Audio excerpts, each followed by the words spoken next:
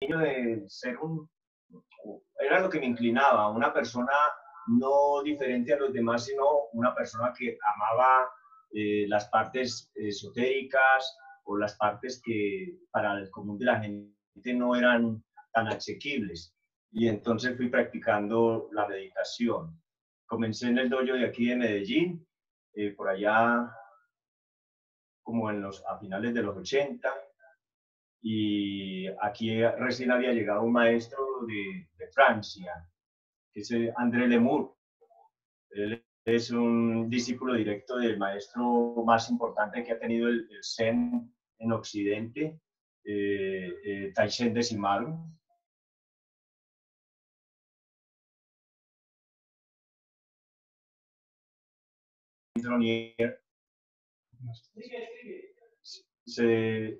Taichen Decimaru vino al templo Zen, o vino a Francia, se ubicó en París, y allí fundó en el año 76 el templo de la Gendronière.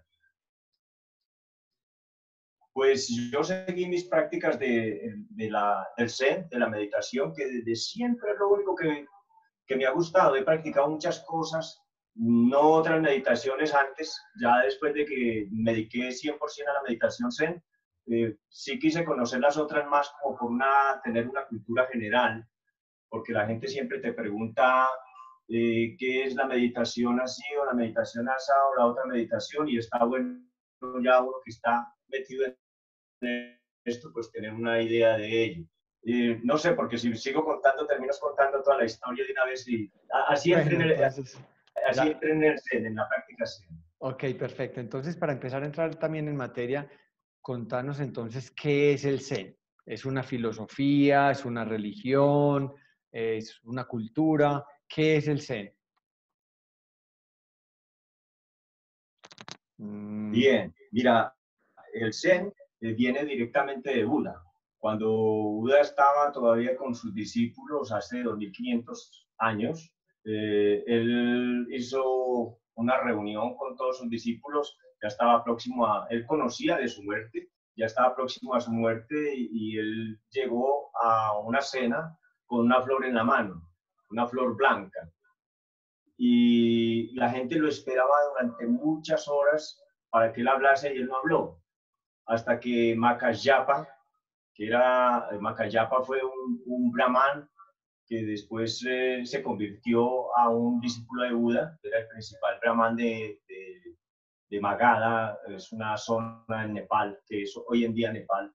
Pues él se hizo discípulo de Buda y Macayapa fue el único que encontró como en la flor que movía Buda, encontró alguna cosa que le hizo reír, lo hizo sonreír. Entonces Buda simplemente dijo, a ti, Macayapa, te entrego la flor de la transmisión. Ahí nace el Zen. Entonces Macayapa fue el primero en la India. En ese tiempo, lo que hoy en día es Nepal, era India. Entonces, después de Macayapa hubo 27 más patriarcas, porque lo que ha sido el budismo es una herencia que llamamos Ishin Den Shin, o sea, de espíritu a espíritu. Es una transmisión en línea siempre, y cuando va a morir un gran maestro, pues deja en manos de otro gran maestro, y así se ha ido transmitiendo el Zen. Entonces, después de la transmisión a Macayapa, Macayapa pasó de él pasaron 27 más maestros hasta que llegó a Bodhidharma. Bodhidharma era otro príncipe de la India, y Bodhidharma marchó desde la India a la China. Y en la China, porque al principio no se llamaba Zen, no tenía un nombre de Zen, simplemente budismo. Y después, cuando llegó a la China, con Bodhidharma se llamó Chan. En la China pasó un buen tiempo hasta que en el año 500 de esta era, el maestro Dogen, un japonés, fue a buscar el conocimiento Zen en la China y lo llevó al Japón, y en el Japón sí que se llamó Zen. Bueno, la pregunta era, ¿qué es budismo Zen? Budismo Zen es una práctica, El mismo budismo ni siquiera es una religión. Hay muchas personas, muchos monjes en el mundo que practican el budismo como una religión.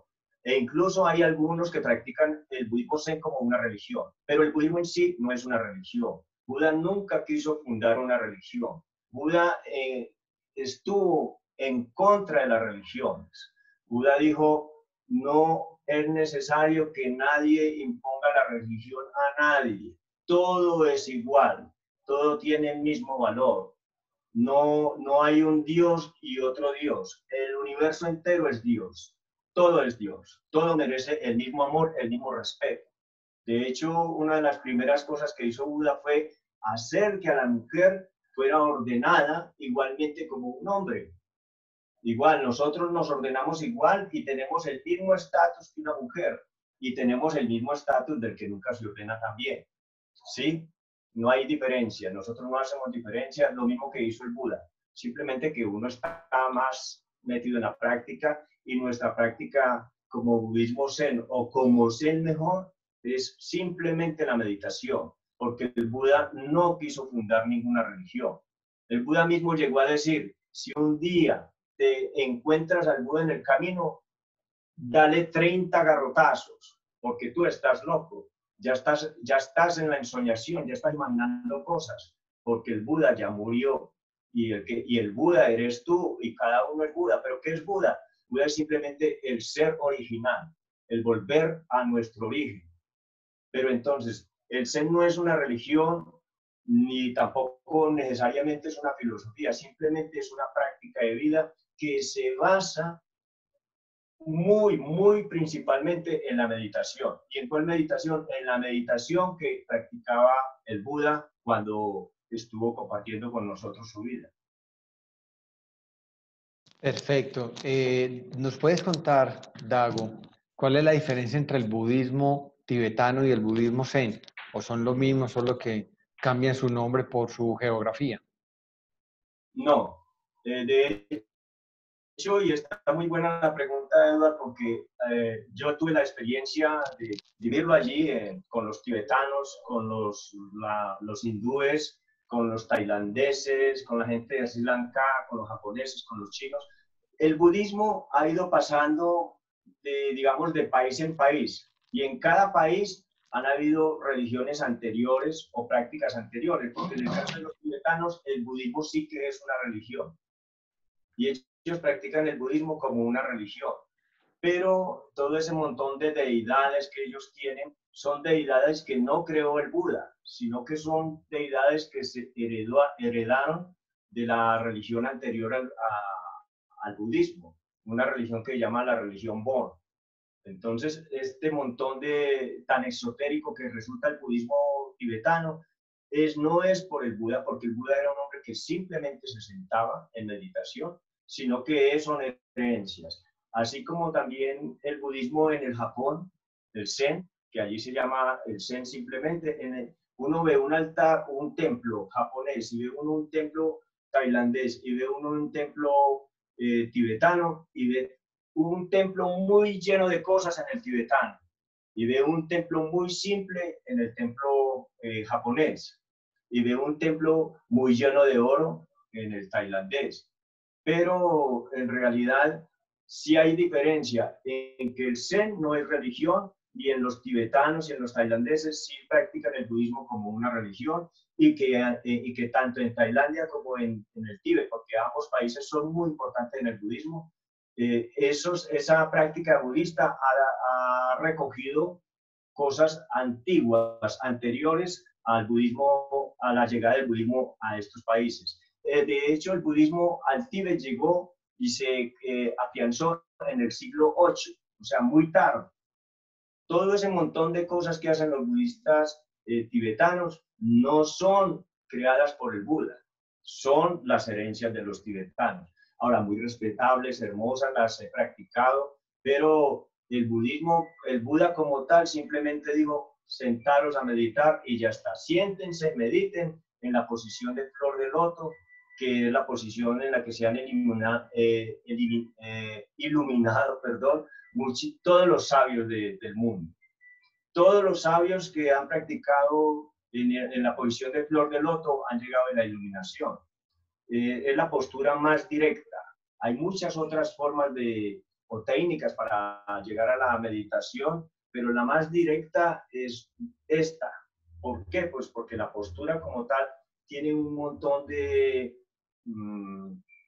como de características, tales como presiones en tales puntos acupunturales que hacen que se estimulen órganos como el corazón, el hígado, los riñones, a la vez que estás meditando. La postura de la flor de loto es la postura que siempre promulgó el Buda, y simplemente nosotros como practicantes del Zen siempre nos sentamos en esa postura. Los tibetanos también se sientan en esta postura, pero ellos practican otro montón de mantras y de sutras que pertenecen algunos al mismo Buda y otros a otros grandes gurús que surgieron después del Buda.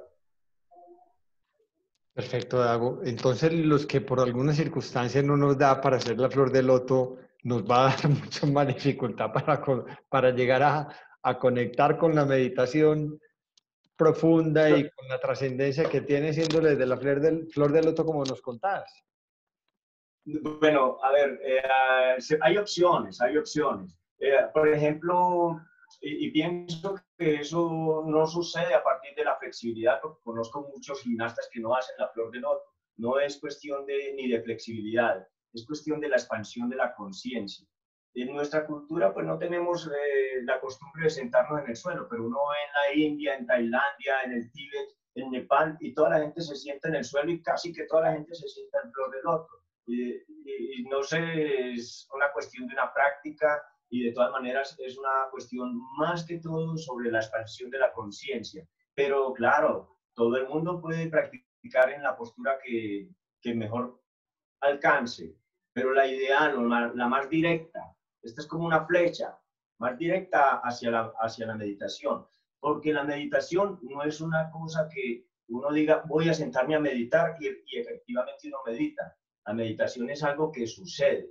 La meditación es como el amor. Sucede o no sucede, pero no es que uno dice, ay, me voy a enamorar de esta o me voy a enamorar de este y se enamora. No, uno simplemente se enamora. La meditación simplemente sucede. ¿Qué hay que hacer para que la meditación suceda? Hay que estar en la postura, en una postura. En el caso nuestro, nosotros practicamos en la postura de la flor de loto, otras personas practican en otras posturas, unas tal vez son caminos con más vueltas para llegar, otros tal vez son caminos más directos, pues cada uno va encontrando su forma, y es bueno que en la meditación siempre haya un guía, porque también existen mucha imaginación,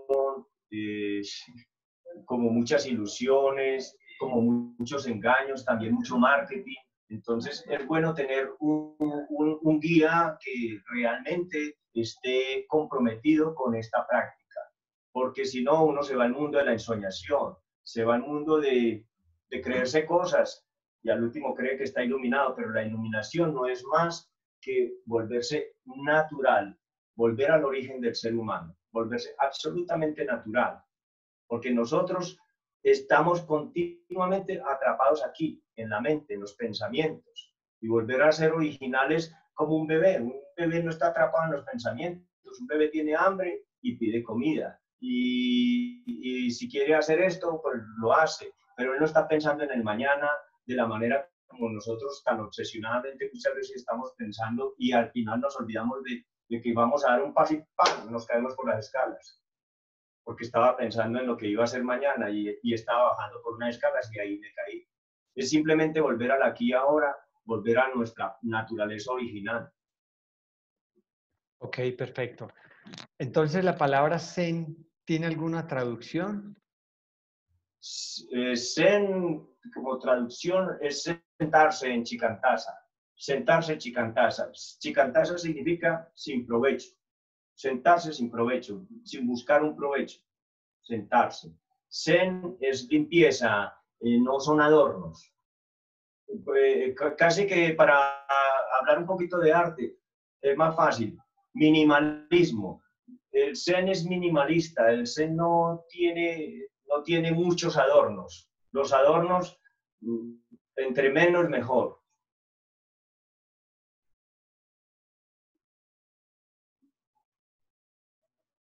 Ok, te hago otra pregunta, Dago, y es, ¿cómo llegaste a ese monasterio?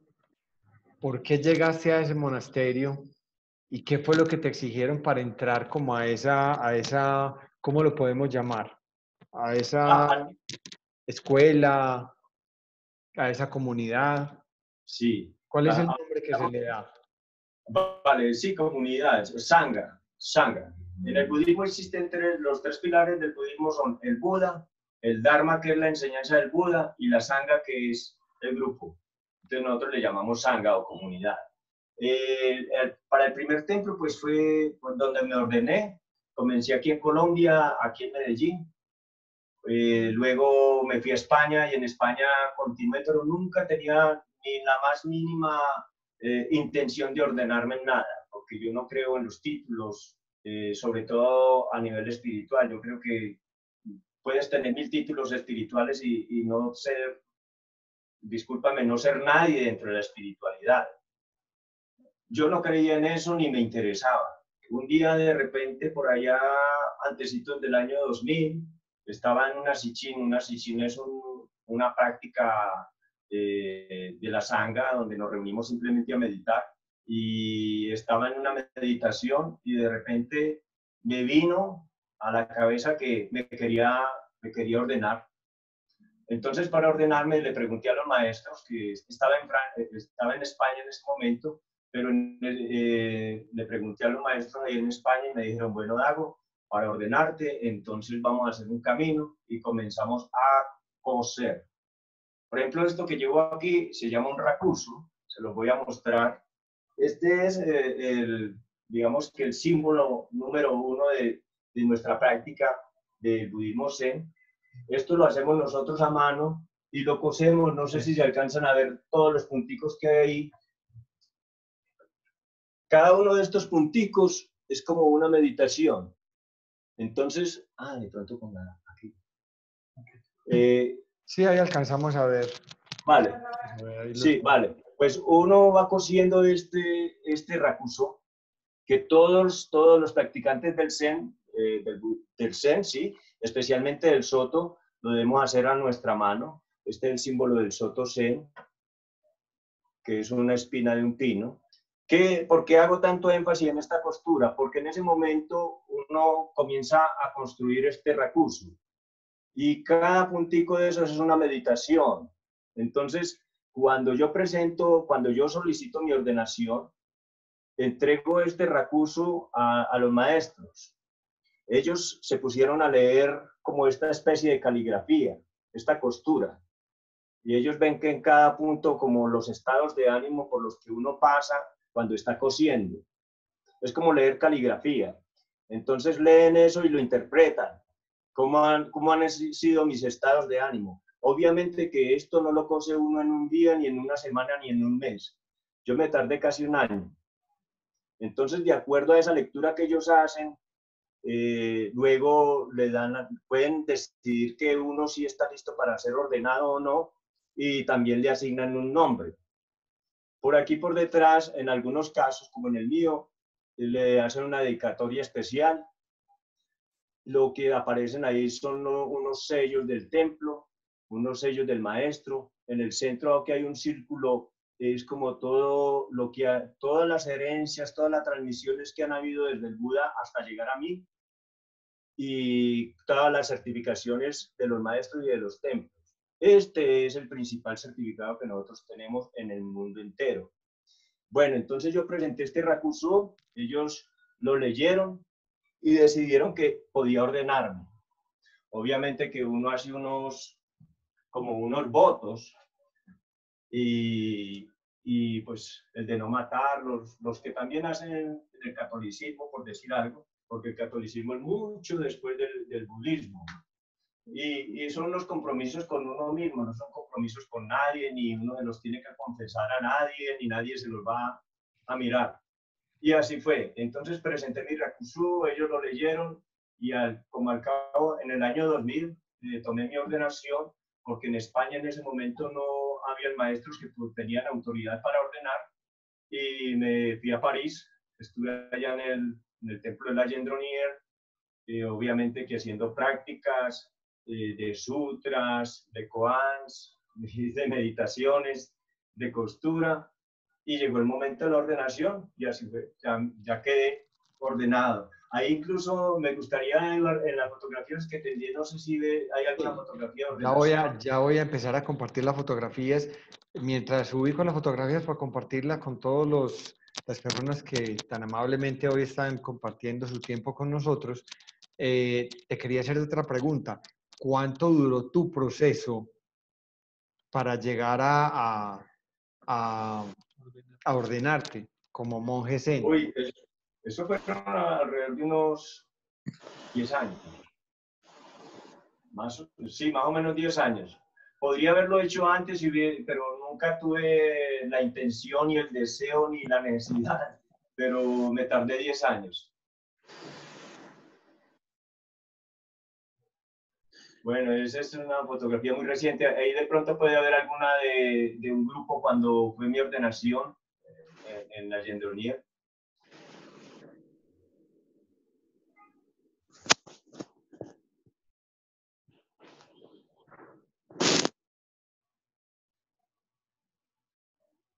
Bueno, estamos aquí ubicando las fotos. Ahí Sí, vamos terminando de conversar. Entonces me contaste que fueron 10 años el proceso.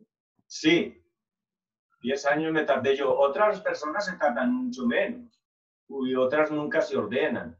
Sí, no tiene como Trascendencia mucha el tiempo. importancia, sí, Ok. mucha importancia. ¿En esos 10 años estuviste constantemente en el monasterio viviendo o era algo que ibas?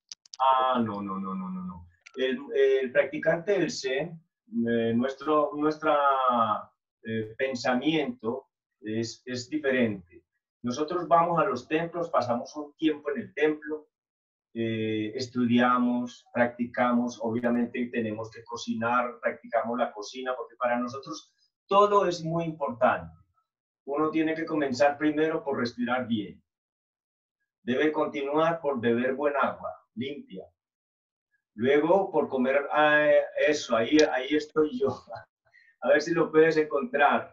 Sí, ahí estás. En el momento de la ordenación nos solemos rapar la cabeza totalmente. Eso ahí, eso por ahí, el de abajo, eso ahí, así estaba yo en ese momento, eso era el año 2000. Ahí estaba el grupo de ordenación, muchos de ellos ya, pues obviamente ya eran los maestros, los monjes y yo que era uno de los que comenzaba ya pues como más en serio. Bueno, entonces, ¿qué? Dentro de tu proceso, Dago, y en esos 10 años que demora, Ah, pues, sí, el Edward tiempo. decía que no he estado todo el tiempo en los templos. Nosotros solemos ir a los templos, pasar una temporada, pero nuestro pensamiento es que debemos estar en el medio de la sociedad, en el mismo caos. Es como una flor de loto. Una flor de loto nace en el más maloliente fango. Un monje zen debe estar en medio de la turbulencia social. No pensamos que nuestra función sea estar allá retirados siempre en una ermita arriba en la montaña. No, hay que ir a la montaña y retirarse, pero hay que llenarse y venir simplemente a compartir con los seres humanos que están en el mundo de la barbarie Se cayó. nuestra práctica es en medio de la sociedad y por eso nos retiramos un tiempo y volvemos, nos retiramos un tiempo y volvemos. Así lo hacemos continuamente. Comparto totalmente esa filosofía, esa manera de pensar, porque pues, realmente es muy fácil estar en paz, en armonía, en tranquilidad y en equilibrio en medio de la naturaleza, sin quien te cuestione, sin quien te expresiones, mejor dicho, sin Claro, claro. relacionarse con nadie más, pues. Y Sí, eso pues lo que hay que estar es en medio ahí del pampa, en y eso, medio ahí del caos, y es ahí donde uno debe repartir o simplemente vibrar con ese entorno cercano y de esa manera irradiar lo que uno pues tiene dentro, que es nuestra práctica, qué bonito. sin Bueno, necesidad de darle sermones a la gente ni tratar de convertir a nadie, porque aquí no hay que convertir a nadie. De hecho, uno casi nunca invita a nadie a practicar la meditación porque si la persona que realmente quiere meditar en la práctica Zen es una persona que tiene que buscarlo, que tiene que sentir esa necesidad verdadera. Si no la siente, esto es lo más aburrido que puede haber porque en el Zen no contamos cuentos ni entretenemos a nadie. pero bueno, no, aquí sí vamos a hacer la invitación porque vamos a hacer un curso contigo, entonces cómo no los vamos a invitar? Ah, no, por supuesto. Si no los invitamos, ¿cómo se van a enterar que vamos a hacer ese curso? Bueno, sí, en este otro sentido, pues por supuesto que es válido y para eso estamos precisamente, porque en este momento se esté sintonizando con nosotros es porque una persona que está interesada en la meditación leyó el nombre y sabe de qué estamos hablando, ¿cierto? Entonces ya tiene un interés y seguramente que si sigue más interesada, seguramente que pues nos escribirá o te llamará Llegará. o alguna cosa. Sí, sí. Claro, sí, sí. Bueno, Dago, y dentro de esta experiencia, de esos 10 años que transcurren para llegar a tu graduación, ¿qué anécdota desde compartir con tantas personas de tantas nacionalidades del mundo, con tantas filosofías, con tantas formas de ver la vida, qué encontraste por allá como que digas, wow, pues Sí, lo que me pasó? muy chévere, hermano, que me traes a este momento de pensamiento. A mí lo que más me ha gustado de compartir con las sangas, de estar en las sangas, es que he estado verdaderamente sí, con gente de todo el mundo, así tanto de Oriente como de Europa, como de aquí de América, de África, de Oceanía, de todos los lados.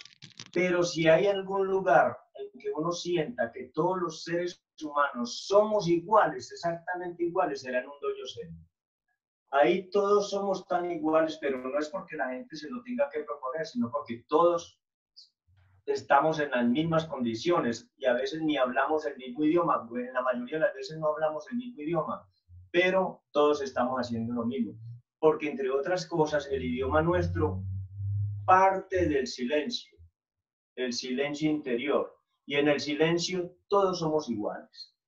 Las diferencias son cuando nos vestimos así, cuando nos ponemos esta gorrita o esta cosita, nos decoramos de una manera u otra, pero cuando ya la persona está en su práctica del silencio, es exactamente igual a los demás. A mí lo que más me ha gustado y lo que sí, como te dije en principio, yo como todos ustedes, como todos los que seguramente están ahora escuchándonos y mirando esta charla, hemos iniciado muchas prácticas, muchas cosas, a jugar una cosa, a estudiar otra cosa, a estudiar la otra, a trabajar en esto, a trabajar en aquello. Pero lo único que yo no he cambiado nunca es desde que el momento en que comencé a practicar el Zen, nunca he tenido la más mínima duda de qué es lo que realmente me gusta. Y cada día en esas prácticas en el exterior, tanto en Asia también que he estado, como en Europa, como en otros países de América y en cualquier otro lado, siempre he visto que todos somos muy iguales, exactamente iguales. Dago, y ya que mencionaste la palabra silencio, ¿qué es el silencio para vos? Yo tengo un maestro, Bernardo, que él habla que el silencio es la sinfonía del universo. Para vos, ¿qué es el silencio? El silencio es conectarse con nosotros mismos, con nuestro propio yo, con nuestro propio ser. Es ese. Para mí ese es el silencio. En el silencio perfecto nace la alegría más maravillosa. Por citar también a uno de los monjes zen que han habido y que fue muy famoso, Osho. Osho lo describía muy chévere en sus historias y él decía que del silencio más profundo nace la verdadera sonrisa. ¿Cuál es el silencio? Para mí encontrarme conmigo mismo, estar en mi propio interior y a partir de mi propio silencio puedo escuchar todo lo que me rodea. Porque si yo estoy con ruido interior, pues ya a duras penas escucho mi ruido. Total, y en estos momentos de situación de humanidad que tenemos, cuánta gente temerosa y cuánta gente huyendo y huyendo toda la vida de su ruido interior a través de en el afuera distraerse de tantas maneras, y esta invitación que nos hace la vida del universo de estar en quietud en nuestro espacio de hogar y en nuestro espacio interior. Eh, Sé que ha habido mucho caos y mucho miedo desde todas las aristas que nos muestra esta situación de humanidad. Bueno, aprovechemos que, ¿cómo no vamos a hablar un poquito de ese tema? ¿Cuál es tu interpretación Ah, desde tu observador, desde tu conocimiento y tu filosofía de vida? Esta situación de humanidad, ¿cómo la interpretas? me parece la más grande oportunidad que tiene la humanidad. Somos todos los que estamos vivos en este momento, grandes privilegiados de vivir esta situación que parece caótica, pero es caótica desde el punto de vista económico, de la productividad y de otras cosas, pero es la gran oportunidad para reencontrarnos con nosotros mismos, primero, después para reencontrarnos con nuestros seres más cercanos, pero me parece lo más maravilloso que nos puede haber sucedido. Yo puedo contar que fui de los primeritos en que vine a Colombia para justamente dirigir un hotel en unas islas de aquí del Caribe y al momentico comenzó la pandemia. O sea, no puedo hablar desde los no afectados, soy uno de los más directos afectados, pero me siento absolutamente feliz porque cerró el hotel y tengo la oportunidad de estar conmigo mismo y de compartir con las personas que están interesadas en vivir estas experiencias. Pero me parece la mayor oportunidad que tiene la humanidad y creo que es algo que la humanidad no va a olvidar por muchísimos años, por muchísimos siglos. Casi que la humanidad la edad de la humanidad para la historia reciente nuestra se va a dividir en antes de la pandemia y después de la pandemia, porque han habido muchas pandemias en el planeta, pero nunca una tan global y tan rápida, de tan rápida distribución. Y eso es una oportunidad para que volvamos a nuestro yo interior, a mi propio interior, para que yo mismo me soporte a mí mismo, porque eso, como tú lo decías, la gente no quiere, lo que más miedo le da es escucharse a sí mismo. Le parece muy aburrido, le parece muy pesado y a veces le puede dar otro tipo de temores. Pero es una belleza de oportunidad para que nos sentemos a meditar, para que practiquemos una vida sencilla, una vida verdaderamente de ser humano y no de un ser consumidor de un montón de artículos que a la hora de la verdad ni lo necesitamos. Como seguramente que la gran mayoría de la gente se ha dado cuenta de que puede vivir sin esto y sin aquello otro. Y que, Así es. sí, y que de todas maneras somos mucho más que lo que nos está haciendo creer esta sociedad. Un ser productivo, un piñón más dentro del sistema de producción. Perfecto. Yo lo llamo como parar al hacedor humano, porque finalmente como cultura occidental, como sistema y como economía, nos convertimos en hacedores humanos. Entonces fue un alto en el camino al hacedor humano para conectar con el ser humano, para Ajá, nuevamente sí, volver perfecto, a sí. nosotros mismos. Sí, sí. Entonces, eso está perfecto. Bueno, Dago, seguimos avanzando entonces. Contame cómo transcurre un día en el monasterio. Ah, ¿Cómo bueno, transcurre a un día? ver, maravilloso. Mira, Eduardo, nos solemos acostar muy pronto. Eh, Vamos a hacer la levantada. La levantada depende. Si estamos aquí en Colombia suelen ser 3:30 o 4 de la mañana. A las 4:30 ya está también en Europa. Depende si es verano o si es invierno. ¿Sí? Por eso digo, la hora de levantada depende de verano o invierno. Y de Europa, América o Asia. Pero generalmente estamos sentados en meditación antes de que el sol salga.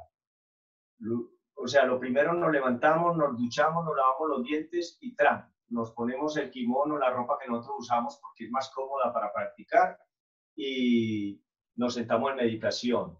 En la meditación hay una persona que dirige, lo llamamos un godo o a veces un maestro, ¿sí? Y entonces nos solemos sentar 45 minutos, después hacemos una caminata también que es una caminata que se llama Kinin, y es también una caminata en meditación que dura 2 o 3 o 4 minutos y nos volvemos a sentar otros 45 minutos. Entonces ya van 90 minutos sentados más los minuticos que pasemos caminando, todo eso en silencio. Durante la práctica de Zazen, que se llama así la meditación Zen, se llama Zazen, durante esa práctica no hablamos. Si el godo tiene algo que decir, pues lo dice, pero muchas veces no dice nada. Ok, entonces cuando ya nos levantamos de la meditación, se termina la meditación, puede ser que ya, obviamente ya el sol salió, y entonces hacemos una caminata por el campo, si estamos en el campo, o hacemos una caminata por el dojo, si es dentro de la ciudad. Suelen ser también muy en silencio. Después vamos a desayunar a las 6:30 de la mañana. El desayuno es una sopa que en el mundo entero de la práctica Soto Zen es la misma, se llama la Genmai. Es una sopa hecha con arroz integral, con apio, con cebolla, con zanahoria, con nabo y algo más que en este instante no me acuerdo. Sí, pero es como una sopa de arroz, pero con esas verduras cortadas de manera muy fina, muy pequeñitas. Así casi las verduras cortadas del mismo tamaño casi del arroz. Esas verduras y todo eso lo hacemos nosotros mismos en el día anterior, digamos, pero ya estamos en el desayuno. Desayunamos entonces esa sopa y tomamos té. Después de eso nos retiramos a nuestros alojamientos y ahí organizamos lo que tengamos que organizar. Obviamente que la cama ya está arreglada desde que nos levantamos y tenemos un descansito. Y luego de eso hacemos una cosa que le llamamos el SAMU. SAMU es hacer trabajo sin un provecho específico, simplemente dar mi trabajo, aportar mi trabajo. ¿A quién lo aporto? A mí mismo y a la comunidad en la que estoy en ese momento.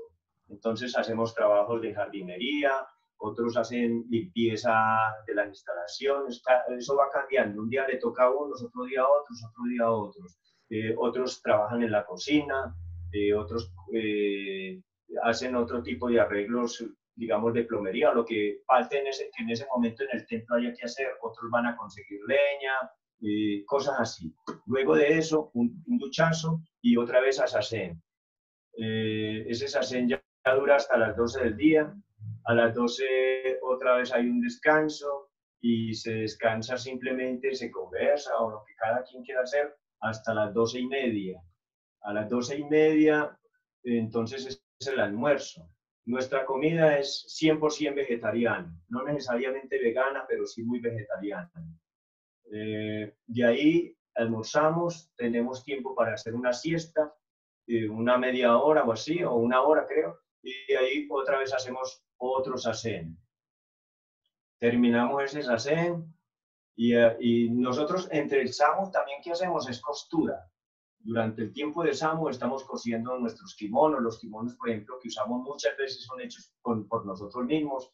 Esa tela que se lleva aquí cruzada, como la que se ve aquí en la imagen del lama que está a mi lado, esa tela la cosemos nosotros igual como cosemos este recurso. Eso se llama un quesa. Ese es el gran quesa y este es el pequeño quesa. Este es el quesa que usamos cada día.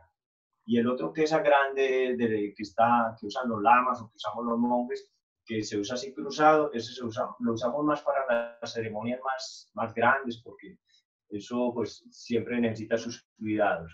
Bueno, entonces hemos hecho costura, hemos hecho otra vez SAMU, o sea, jardinería, cocina, todo lo que haya que hacer, limpieza.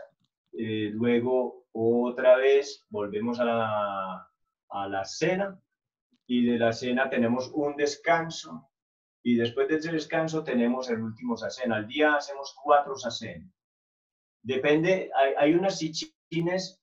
Sichin es una práctica de la sangha, una práctica de la sangha que es parecida para mucha gente, pues son encuentros de silencio, a veces son encuentros en los que hablamos, pero depende de lo que se vaya a presentar.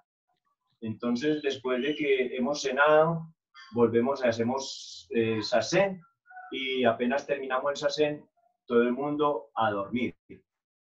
¿Qué hora es? Pues pueden ser las 9 de la noche o así, y al otro día otra vez a levantarse a las 3:30, 4, 4:30. Y así transcurre un día en un templo.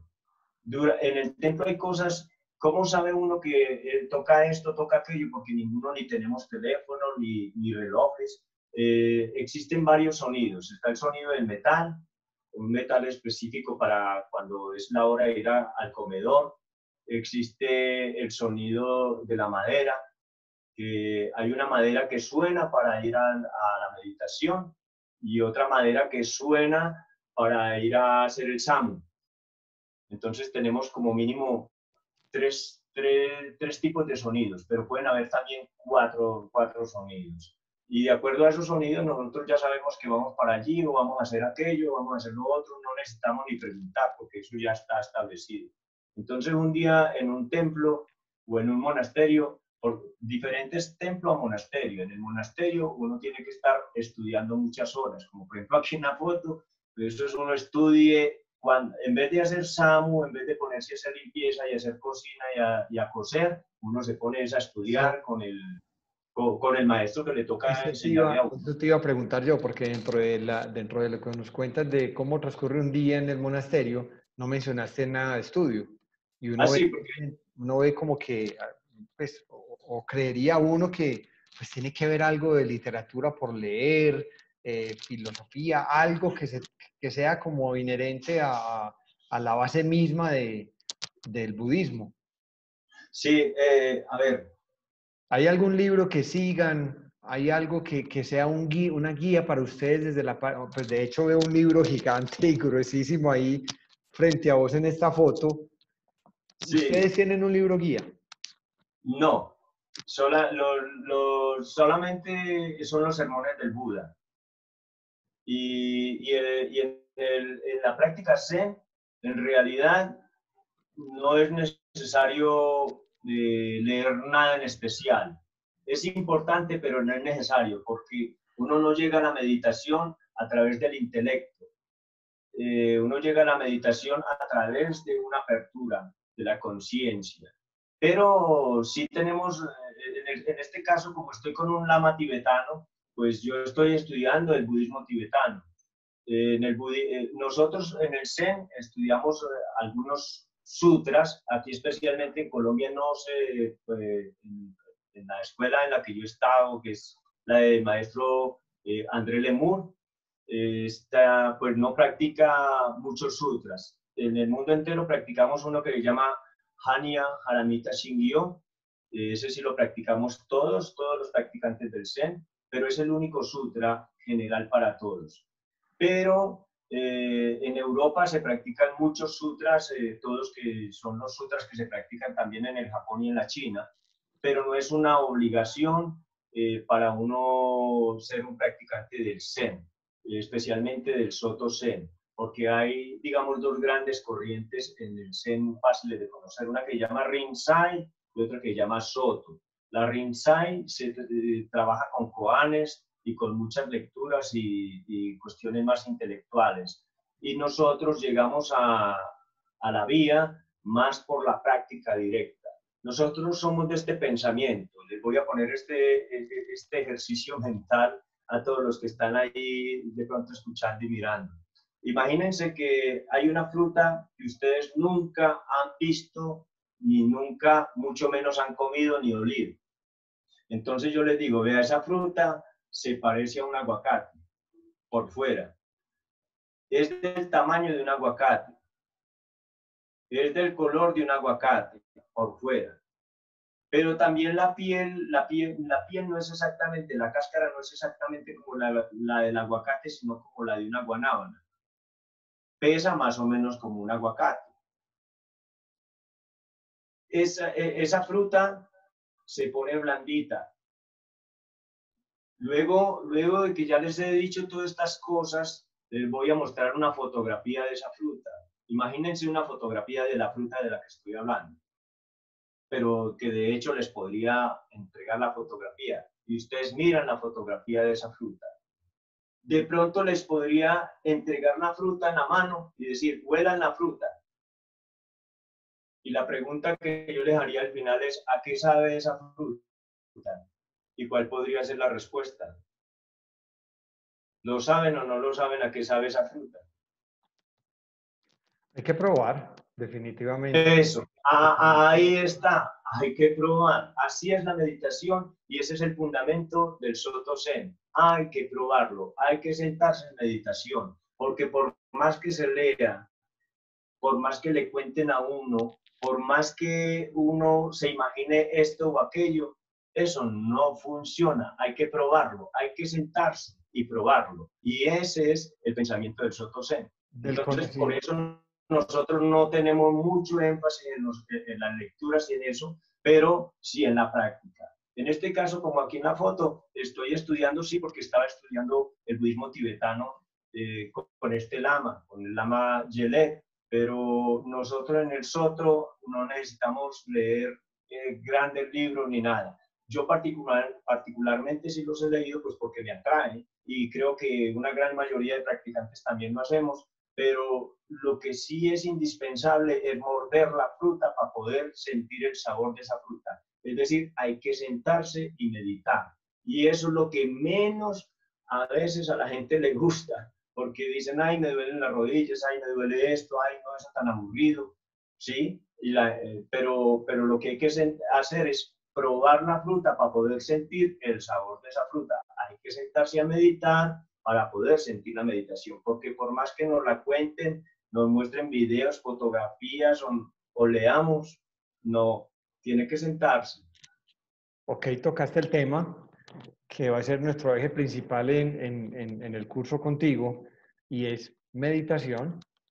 ¿Qué es para el Zen y para vos en particular la meditación? Para mí es el tesoro más grande que tiene el ser humano. No hay una cosa más poderosa que la meditación. Y poderosa no es para uno volverse un poderoso y hacer magia. Poderosa es para que tengas la energía todo el tiempo a flor de piel, para que te sientas feliz. Uno se siente siempre contento, siempre feliz. Suceda lo que suceda, uno siempre se siente muy bien. Eh, Pienso que el mayor tesoro que tiene la humanidad es el poder meditar. Esa es nuestra diferencia con los animales, con las plantas, con las piedras, con el agua, porque todos somos iguales. Como seres del universo somos iguales a una planta y a un animal y a una piedra o al agua o al sol o a lo que sea. Pero el ser humano tenemos ese privilegio de poder meditar. Y meditar no es imaginar algo, no es imaginar nada, no es crear nada en la mente, es simplemente aprender a dejar la mente así, tranquilita, porque la mente es como una copa, como un vaso, y si yo en ese vaso lleno el agua hasta que el vaso se llena arriba, ya después si le sigo poniendo agua, lo que va a hacer el agua es derramarse. Así es la mente.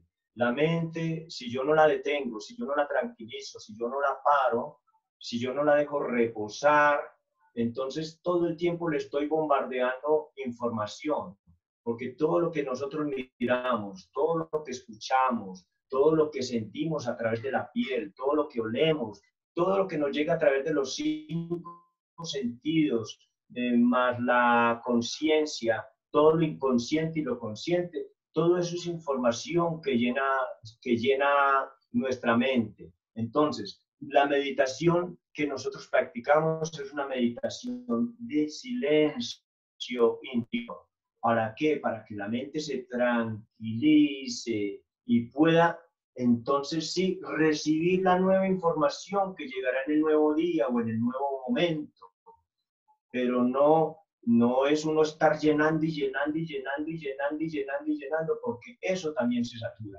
Entonces, para mí la meditación es la mayor herramienta para el medio en este medio social. Pero como ser humano es el mayor tesoro que tiene la humanidad, sinceramente, sin la más mínima duda.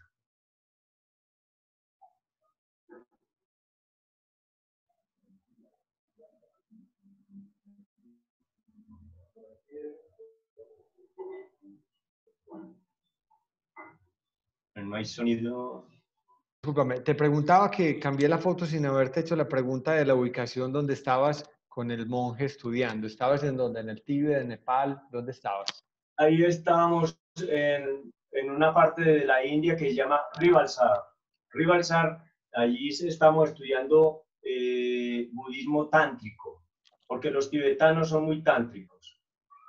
Y entonces yo estaba estudiando, ahí estuve estudiando pues el idioma tibetano. En este momento estaba estudiando ya lo que es las prácticas budistas tántricas. En ese budismo tántrico entonces estudian los sutras. Los sutras son la sabiduría que se ha compilado, se ha recolectado durante todos los años desde que el Buda estuvo con nosotros. Y entonces, pues estamos en la India, en un lugar que se llama Rivalsar Lake, donde en un monasterio budista tántrico, que se llama Myanmar. ¿Y cómo hiciste para ingresar allá? Bueno, porque debería contar una historia, y es que yo tenía pues siempre la idea, porque he sido un inquieto en la práctica de la meditación, y porque para mí mi mayor maestro es Buda. Nunca he visto a Buda ni nunca lo veré como Dios ni nada. Un gran maestro y ya el mayor maestro para mí. Entonces yo quería ver como qué pasos dio Buda en su vida y entonces viajé a la India. En la India estuve en los 4 lugares principales donde estuvo Buda. El lugar donde nació, que en este momento ya no se llama India, sino que es el Nepal. Él nació en Lumbini, hoy en día se llama Nepal, pero antes era India. Luego de su nacimiento fui al lugar donde él pronunció el famoso sermón de las 4 nobles verdades y el octuple sendero. Esto fue cerca de Varanasi, en un lugar que se llama Saknat. Bien, de ahí fui al lugar, perdón, antes del sermón, él se iluminó.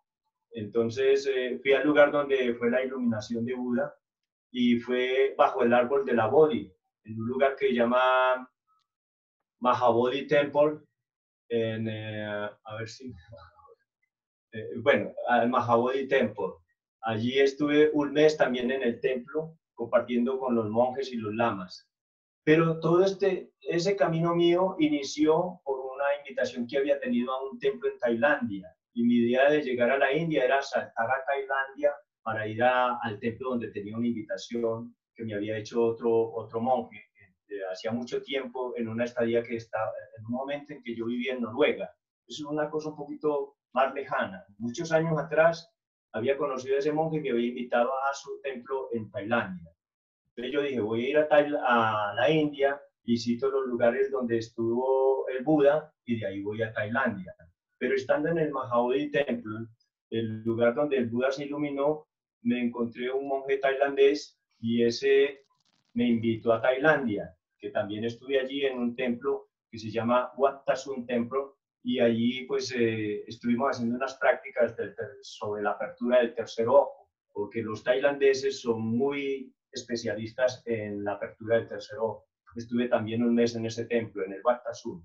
Aquí en la fotografía es con es un hombre que practica el hinduismo y es un Mahatma, es un monje, pero simplemente ellos reciben el nombre de Mahatma, solo por hablar de la fotografía.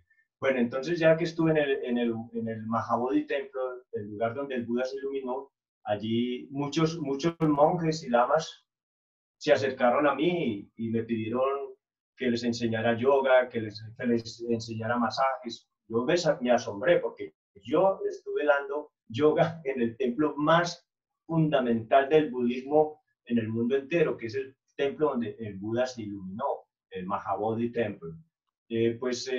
Allí estuve también un mes ellos ya de ahí ellos te van llevando, porque una de las cosas bien especiales que tienen los monjes es que ellos no necesitan teléfonos.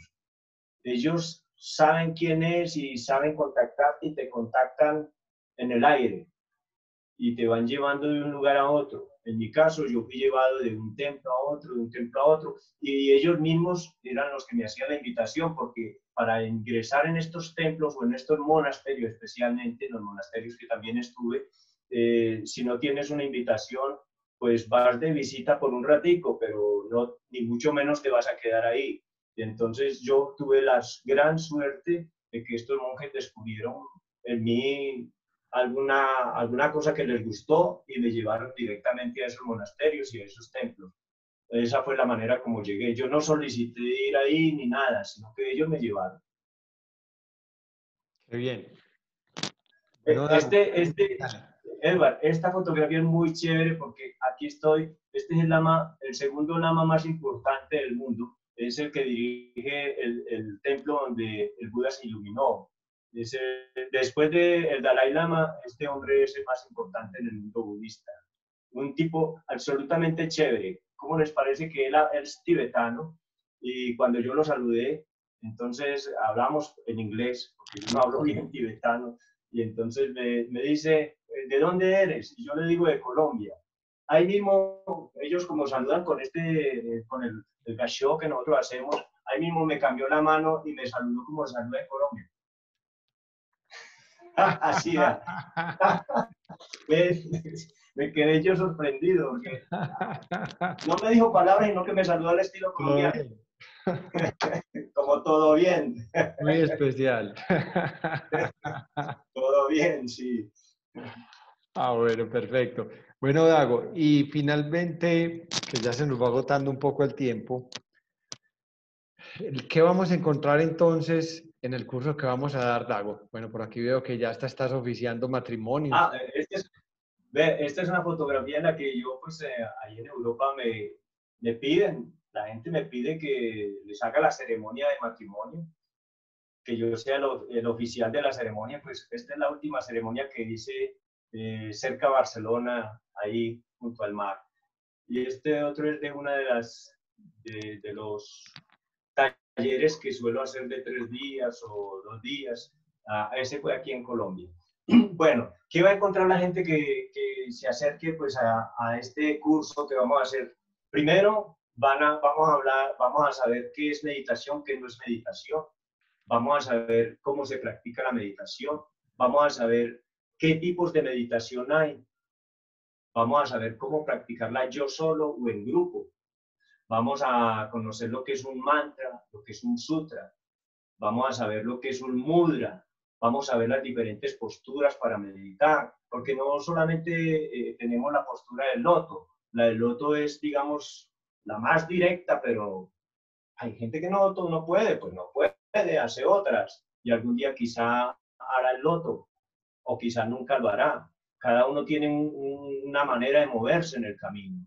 Pero bueno, entonces veremos las diferentes posturas, los diferentes mudras, aprenderemos la respiración, volveremos a respirar bien, sobre todo eso muy importante.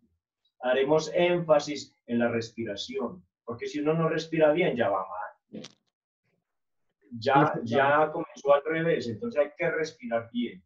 Luego de la respiración, pues haremos las prácticas de los diferentes tipos de meditación que hay. Hay meditaciones guiadas, hay meditaciones con sonidos, como pueden ser las meditaciones con mantras, hay meditaciones específicas para cada quien, que de acuerdo a la persona o a la necesidad de la persona puede tener un mantra que es para esa persona, un mantra especial para esa persona. En cambio que las otras son un mantra para todos. Hay meditaciones en silencio y hay meditaciones como lo hacen los tibetanos, que son enfocándose en una deidad y entonces trabajan mucho con la mente, con la imaginación. En nuestro caso, llegaremos a la meditación Zen, o sea, al Zazen, donde nosotros simplemente no activamos la mente imaginando nada, ni mirando nada, ni haciendo nada más que respirar y estar sentados y dejando pasar los pensamientos. Aprenderemos a mirar los pensamientos desde la distancia, no a que los pensamientos nos coman a nosotros. Aprenderemos a liberarnos de la cárcel de la mente, porque la mente es una cárcel, la gente sufre y sufre mucho, pero el que está al lado de esa persona que está sufriendo tanto porque lo dejó la novia o el novio, lo que sea, por más que quisiera sufrir por esa persona que lo dejó la novia o el novio, por decir algo, la persona que está al lado no puede nunca ponerse en ese sufrimiento. ¿Por qué? Porque ese sufrimiento solo está en la mente de esa persona, solo hay en la mente de esa persona. O sea, aprenderemos a dejar esa mente tranquilita y a saber que esto solo es cuestión de mi imaginación y solo es cuestión de mi mente, pero que yo, si me olvido de eso o si lo dejo ahí archivado por un rato, soy libre. Es decir, nos haremos libres de la mente, de la cárcel de la mente, porque ese montón de pensamientos se vuelve nuestra cárcel. Estamos todo el día dándole vueltas al mismo pensamiento. La medio bobadita de 60, 70 mil pensamientos al día es más o menos lo que científicamente está comprobado. Ah, bueno, imagínate. Medio bobadita. Claro, hay que desconectar el computador un rato para que él se enfríe, así es la mente. Hay que dejarla tranquila un rato para que pueda volver a trabajar bien. Total, total. Desde tu experiencia, desde ser un monje zen, desde lo que has estudiado, desde tus diferentes prácticas, desde ser occidental, porque somos occidentales desde nuestro origen, ¿cuál crees tú que es el mayor regalo, legado que el budismo, que el Buda, que el Zen, que todas estas filosofías puedan darnos a nosotros como occidentales? Por supuesto que la meditación. Y por supuesto también que recordarnos que antes que todo somos seres humanos individuales, que lo primero es respirar bien, beber buen agua, comer naturalmente, ir bien al baño, sacar el tiempo para ir al baño y dormir bien. Y luego tener un sexo consciente. Es decir, que no que de repente tengo un hijo. No, haz tus cosas conscientes. Entonces, sé consciente de tu respiración, de lo que ves, de lo que comes, de cómo duermes, de que no te... porque la gente no se acuesta a dormir, sino que la gente cae desmayada a la cama, que es muy diferente. Entonces, recuperaremos todas esas formas naturales que tenemos nosotros para vivir, no como la gente que tiene que tomar pastillas para dormir, no. La meditación y estas prácticas nos permiten volver a ser naturales, volver a nuestro origen, ser Perfecto. conscientes de esas 5 necesidades básicas. Pero nos compartiste herramientas. A través de esas herramientas, realmente con qué vamos a conectar y qué es eso que vamos a obtener, cuál es ese regalo, qué vamos a lograr a través de esas prácticas y de esas herramientas que nos acabas de mencionar. Ah, listo, mira. A partir porque básicamente pues, será un acercamiento general y iremos yendo desde lo general a lo particular que será el sasé. La meditación nos llevará a... Mm.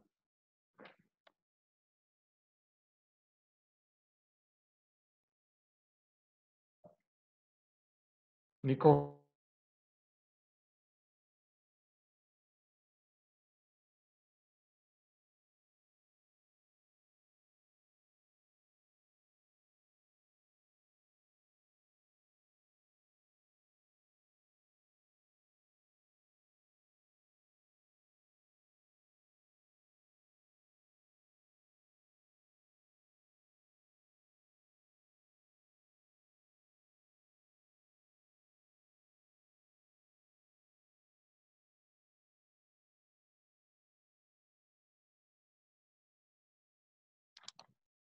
Bueno, aquí como que estamos teniendo problemas de comunicación.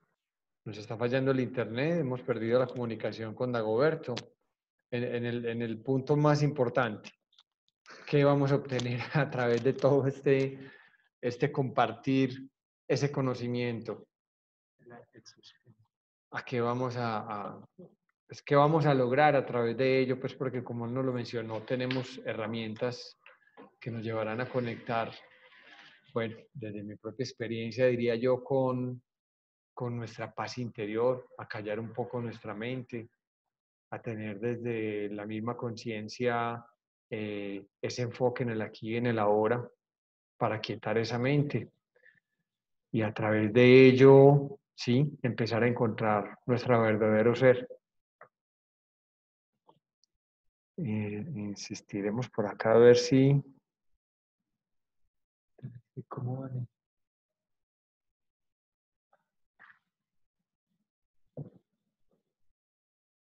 Bueno.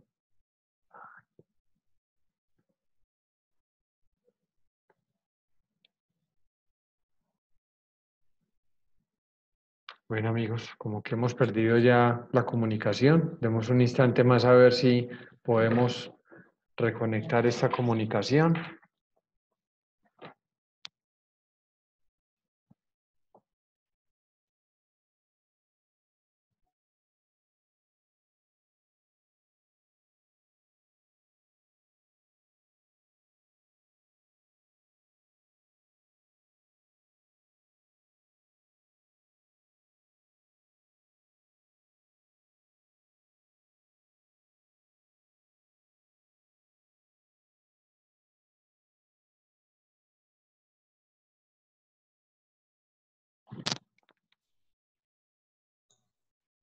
A ver, quitemos la cámara. Ya aparece. Dago, ya apareciste. Bueno, Sí, sí. Uy, justamente en este punto. Bueno, entonces las justamente. personas que asistan a este curso van a primero a aprender a las diferentes, todo sobre las diferentes meditaciones o tipos de meditación, pero lo que ellos van a obtener para cada uno de ellos será liberarse del estrés, dormir mejor, Mm.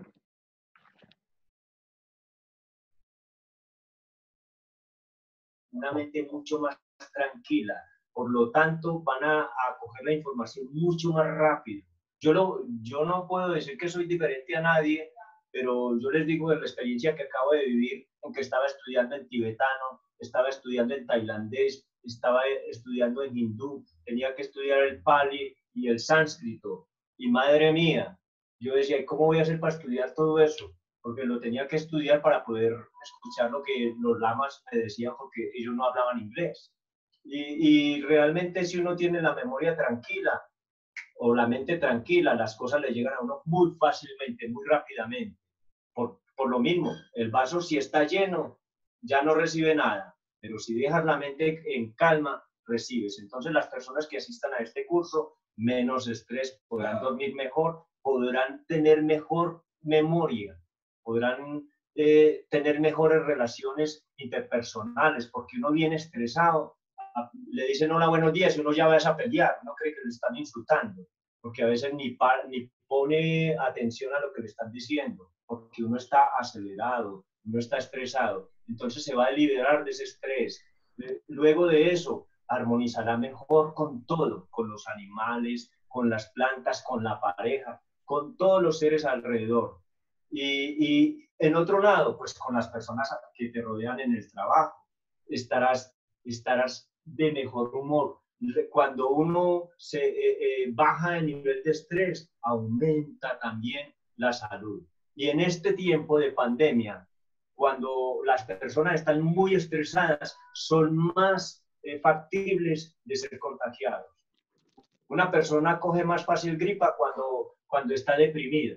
Uno en un estado de depresión se enferma mucho más fácil. El coronavirus le ataca más fácil. ¿Sí? Entonces es también una defensa contra este virus que nos está inundando ahora en toda la ciudad y en todo el mundo. Ok, perfecto, Dago. ¿Qué tal si tenemos entonces 5 minuticos para terminar de preguntas? Por aquí Sí, encuentro unas en el chat, precisamente encantado. que nos están hablando Nos preguntan que, ok, por fuera del monasterio y en tu cotidianidad, un día tuyo, ¿cómo transcurre? Primero me levanto a las 5:30 de la mañana, hago sasén, después, bueno, primero un duchazo, después sasén, después preparo, ahora voy a hablar de la rutina ahora en tiempo de pandemia. Sí, entonces después de haber hecho el sasén, ya me voy a preparar algo como de desayuno, mientras que el desayuno se está preparando, porque uno prepara la aguapanela, el chocolate, las arepas, yo voy haciendo yoga. El yoga y meditación son como uña y mugre. Entonces, después de que hago yoga, ya el desayuno como que está listo, a desayunar, y después de eso me pongo a estudiar las cosas que tengo que estudiar, porque hay bastante, y así luego a preparar el almuerzo, cortamos la verdura con toda la calma, con toda la conciencia en todos los movimientos que hacemos, porque estoy por suerte acompañado de mis dos sobrinos, que además son los que me están ayudando aquí con el computador, porque estas cosas nuevas hay que aprenderlas y es chévere. Bueno, hacemos el almuerzo, después del almuerzo una siesta breve de unos 20 minutos, después de la siesta otra vez a estudiar y después del estudio otra vez a meditación y después de la meditación una cena sencilla, una charla con todos los que estamos aquí y a dormir pronto. Ok, perfecto.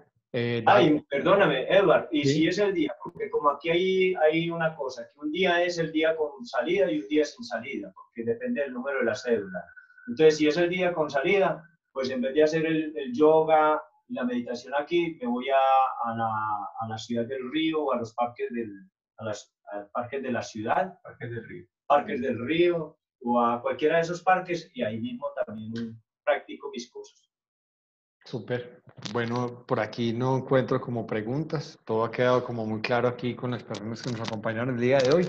Entonces, bueno, llegó el momento de despedirnos. 8:30. Siempre estuvimos un ratico aquí escuchando esas experiencias tan interesantes, pues, porque realmente todo lo que has visitado y lo que has logrado hacer desde tu pasión de conectar con la meditación y con esta filosofía de estos maestros ancestrales, de este Buda y de todas las cosas que te han movido, pues como desde tu inquietud de aprender, realmente son mágicas, enriquecedoras totalmente, pues me imagino, no estoy con esa certeza.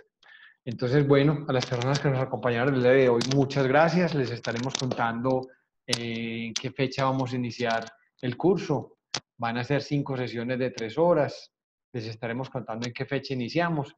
Dagoberto, mil gracias por compartirnos tu experiencia, gracias por compartirnos tu conocimiento y hasta una próxima ocasión que vamos por ahí a investigar unos temitas para que nos compartas después del Tantra y de otra cantidad de cosas que también están dentro de tu saber. Y Claro que sí, Edward. Muchas gracias a ti y gracias a todos los que han estado este montón de rato pues escuchándonos y compartiendo desde su silencio. Ok, muchas gracias a todos. Que pasen una feliz noche, que descansen mucho y tengan sueños reparadores. Un Bueno, abrazo. dulces sueños. Eso te hago.